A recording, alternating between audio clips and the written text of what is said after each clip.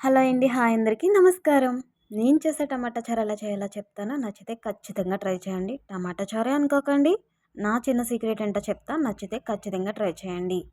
ఏం లేదండి, 3 స్పూన్ల ఆయిల్ తీసుకొని ఆయిల్ వీటెక్కాక 1 స్పూన్ ఆవాలు వేసి, 1 వెల్లుల్లిపాయ వేసి, వేగినాక 4 ఎండుమిర్చి, 1 స్పూన్ జీలకర్ర వేసి, 4 రబ్బలు కరివేపాకు వేసి అవి కూడా వేగినాక 4 పచ్చిమిర్చి వేసి అవి కూడా వేపండి.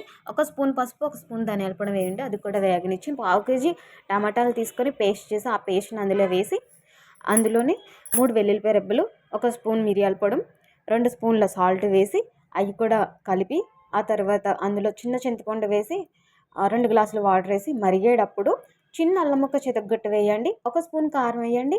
అలాగే కొంచెం షుగర్ వేసి అది కూడా మరిగినప్పుడు కొంచెం కొత్తిమీర వేసేయండి. అంతేనండి. అయ్యాక దించి వేడివేడి అన్నంలో వేసుకొని తినండి. టమాటా చారులో ఉన్న పచ్చిమిరకాయని మాత్రం మిస్ చేయకండి, చాలా బాగుంటుంది. అటికి వేపుడు కూడా చాలా బాగుంటుందండి. నచ్చితే ఖచ్చితంగా ట్రై చేయండి. Thank you.